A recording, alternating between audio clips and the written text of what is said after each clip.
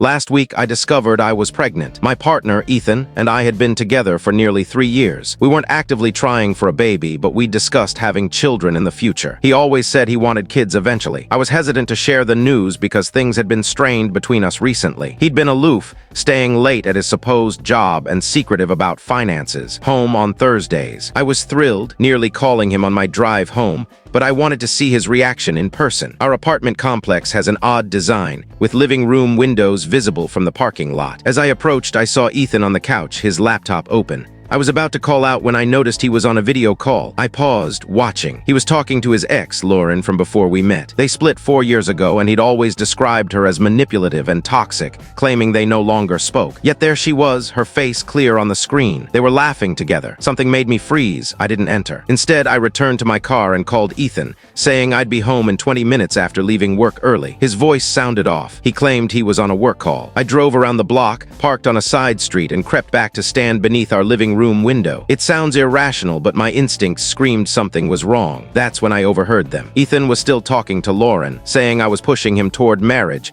and things were getting too serious. I hadn't even brought up marriage recently, just one casual conversation months ago. Lauren said something I couldn't catch, and Ethan replied, "She's so naive and needy. She buys every word I say. I'm just sticking around for her cash until you're ready for me again. She's pitiful, thinking we'll tie the knot." They laughed. I've been covering all our expenses since Ethan lost his job last year. He said he was freelancing, but money was always tight. I paid for rent, groceries, his car, even a trip to visit his family. Lauren said something else, and Ethan responded, "Yeah, babe, I know. A few more months and I'll have enough stashed away. She thinks I'm broke." I felt like I might scream or collapse. 3 years with someone who was exploiting me. And now I was carrying his child. Somehow I held it together, drove around for 15 minutes, and returned home pretending everything was fine. I greeted him warmly, asked about his day. He lied about his work call, claiming stress from a deadline. I said I felt unwell, which was true. I was sick with betrayal. I didn't mention the pregnancy. That evening, he acted as if nothing was wrong. We ordered takeout. I paid, naturally. The next morning, I checked our bank accounts. Over the past year, I'd spent over $40,000 supporting us. Ethan contributed nothing. While he showered, I checked his phone. Hundreds of texts with Lauren, planning his move to her city. He'd been sending her my money, stashing nearly $25,000 in a hidden account he claimed was for bills or career courses. There were even messages where he'd quizzed my friends about my income, probing for details on raises or bonuses. He mocked me in texts, complaining I was dull in bed, saying he couldn't wait to be with Lauren again, that I was just a financial safety net. There were intimate photos they'd exchanged while I was at work, paying our way. I wanted to confront him, throw his belongings out, tell him I knew everything and about the baby he'd never know, but I stopped myself. If I acted now, he'd bolt with my money and laugh with Lauren about my gullibility. Worse, he might pretend to stay for the baby, faking remorse to leech off me for years. No, I needed a strategy. Ethan thought I was weak, a fool he could use and discard. He was wrong. Update ***. Thank you all for the overwhelming support after my last post. Your messages have been a lifeline. For 2 days, I moved through our apartment in a daze, my mind racing while Ethan remained oblivious, too busy texting Lauren when he thought I wasn't watching, planning their future with my money. The money I earned working 60-hour weeks while he lounged, pretending to job hunt. First, I secured my finances. During lunch, I opened a new account at a different bank, transferring most of my paycheck there, leaving just enough in our joint account to avoid suspicion. I updated all passwords and set alerts for withdrawals over $100. Then I began gathering evidence, screenshots of their texts, photos of his secret account, recordings of his calls with Lauren when I pretended to be in the shower. I found receipts for gifts he'd bought her with my credit card, luxury bags and earrings, while I bought generic groceries to save money. Every moment of nausea or fatigue reminded me I was fighting for two now. I called my lifelong friend, Mia, saying only that Ethan and I had serious issues and I might need a place to crash. She offered her guest room immediately. Then I called my brother, Jake, asking if he could help move items to storage, framing it as apartment decluttering. He agreed to bring his truck that weekend. Ethan grew suspicious, asking why I seemed off. The nerve of him, lying to me for years, stealing my money, mocking me to Lauren, yet calling me strange for being quiet. I blamed work stress and physical discomfort. He lost interest instantly, never caring about my issues unless they impacted him. Friday, I told Ethan I was meeting work friends. He seemed pleased to have the place to himself, likely to video chat Lauren freely. Instead, I sat in my car in the parking garage, using the building's Wi-Fi to access our home security camera, installed after a neighbor's break-in, forgotten by Ethan, who never handled home maintenance. 20 minutes after I left, he was on a call with Lauren, I turned up the volume. Ethan said he worried I suspected something. Lauren, her voice sharp, urged him to stick to their plan. Wait 3 weeks for my quarterly bonus, then leave for her. My bonus, the one I'd worked myself ragged for, meant to clear my student loans. Ethan complained about pretending with me, calling me overly attached.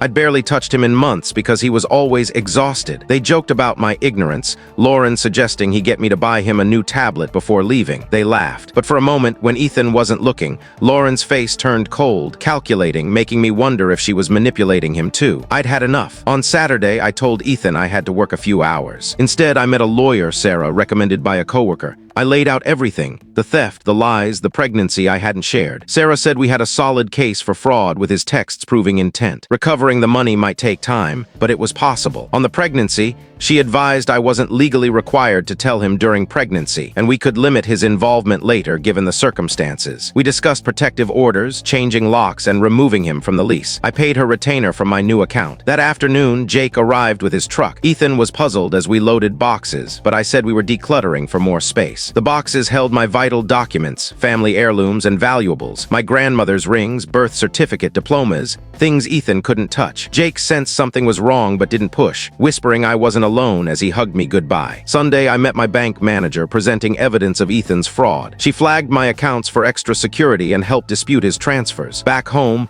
Ethan was still in bed, phone in hand. I used his password, my birthday, how ironic, to find new texts with Lauren about booking flights once my bonus arrived. I sent screenshots to myself and Sarah, then replaced the phone. Monday, I called in sick. When Ethan left for a networking meeting, coffee with Lauren per his location sharing, I withdrew $20,000 from our joint savings, not enough to tip him off, but enough to protect. I moved it to my new account. That evening, Ethan returned cheerful, overly affectionate. It took everything not to confront him. I smiled, asked about his day, and listened to his fabricated stories about job prospects. I mentioned I'd been saving for a house, watching his eyes gleam with greed. He'd forgotten about those savings, focused on my bonus. I said we could start looking soon, and he hugged me, already scheming. He didn't notice me packing a bag while he showered or questioned my late work night. I drove to Mia's where I broke down, telling her everything. She vowed to support me. The next morning, Ethan's frantic texts and calls piled up. I replied casually, saying I'd crashed at Mia's after a night out. At work, I told my boss, Mark, I needed flexible hours for personal reasons. He agreed without prying. I made a restaurant reservation for Saturday,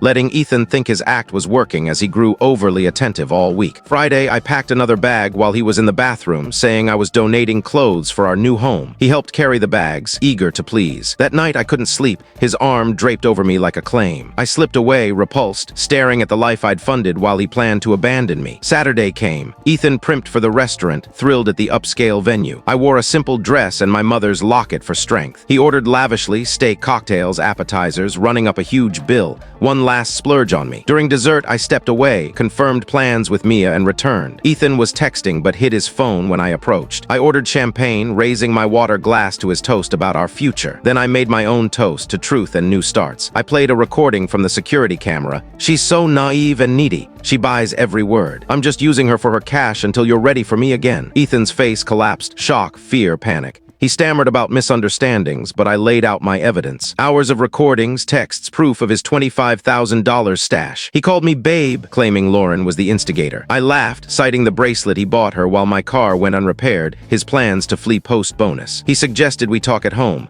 I informed him he was off the lease, his belongings at Mark's. He argued it was our apartment. I corrected him. My lease, my payments, my home. He called it a misunderstanding, but I slid over a folder, bank statements, transfer records, his cruel texts. He accused me of illegal spying. I pointed out his theft of $40,000. He claimed I'd given him the money willingly. I asked about the lies, the mockery, the plans to leave. He shrugged, saying people vent. I demanded he leave my life entirely. When he asked what if he refused, I presented a legal document outlining fraud charges. He scanned it, jaw tight, insisting I wouldn't follow through. I dared him to test me. Defeated, he agreed to leave but called it a mistake. I said the mistake was mine, believing him for 3 years. He reached for me, I recoiled. He tried explaining, but I silenced him. It was done. He stormed out. I called Jake, warning him Ethan might head to the apartment. Jake and Mia were there, ready. At home, they poured wine, apologizing when they remembered my pregnancy. Jake asked if it was Ethan's and if he knew. I confirmed it was, and he didn't. They promised support. We discussed the restaurant scene and next steps. Jake stayed over, worried Ethan might turn volatile. At midnight, Ethan banged on the door, yelling.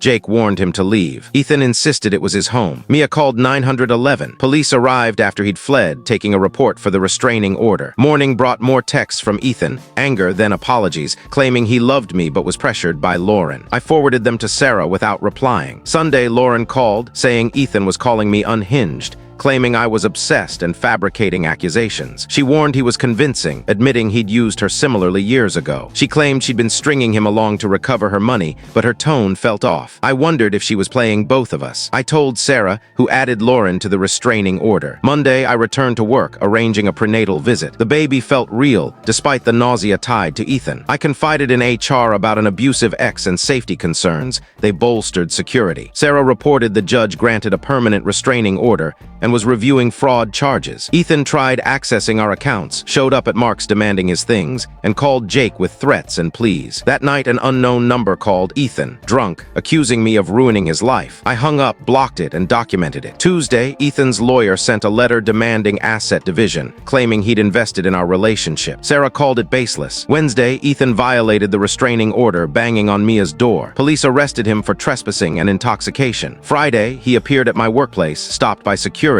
ranting I'd stolen from him. Mark offered to testify. Monday morning, sickness hit hard. Then a text from Ethan congratulated me on the pregnancy, saying Lauren told him. I'd only shared it with Mia, Jake, and my doctor. Lauren was playing both sides. I blocked her, forwarded the text to Sarah, and tightened my circle. Sarah confirmed the strong legal standing. That night, I lay awake, thinking of raising my child alone, navigating future questions about their father. But I felt free, no longer funding Ethan's lies or accepting his fake affection. He thought he'd shattered me. Instead, he'd set me free.